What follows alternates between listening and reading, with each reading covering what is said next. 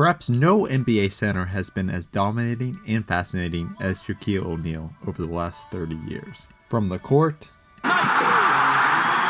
to the studio. I gotta believe that Portland will go cold way before Golden State. Less than 2 years after winning the 2006 NBA Finals in Miami with Dwayne Wade, the Heat traded Shaq to the Phoenix Suns, moving from a tropical climate to the dry desert heat.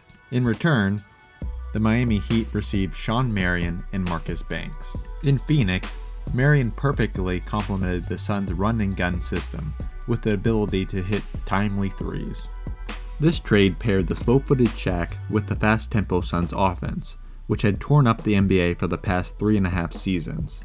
The pre-Shaq 2008 Suns started Steve Nash, Amari Stoudemire, Grant Hill, Jason Richardson, and Shawn Marion. After trading Shaq, the Miami Heat's early 2008 roster included Dwayne Wade, Udonis Haslem, Ricky Davis, Jason Williams, and Shawn Marion.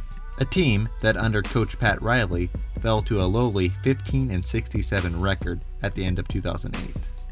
This was incidentally the last season before Eric Spoelstra was hired for long term. For the second overall pick in that season, Miami took Michael Beasley, passing up on Russell Westbrook, Kevin Love, and Eric Gordon.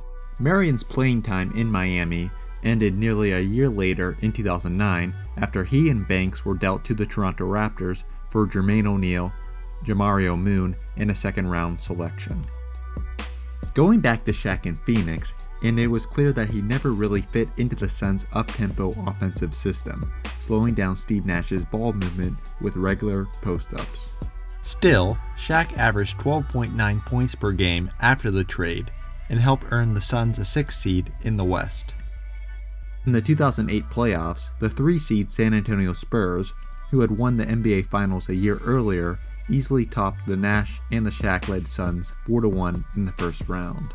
After this failed playoff run, the Suns' ownership was probably looking to trade Shaq out of Phoenix and dump his mega contract to free up salary cap space. In his second season with the Suns, Shaq was already wearing down at age 36, playing less minutes and with less defensive presence in the paint.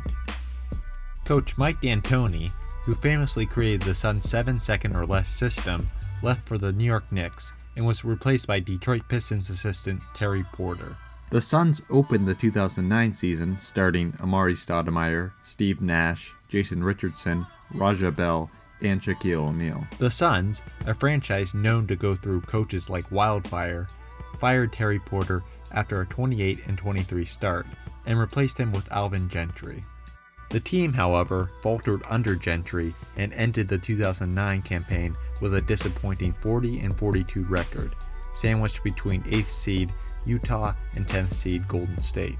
In the long run, the Big Cactus's time in the desert didn't end in an NBA Finals ring or even a deep playoff run. In June of 2009, the Suns traded Shaq to the Cleveland Cavaliers, headlined by Ben Wallace and a second-round pick, closing his chapter in Phoenix.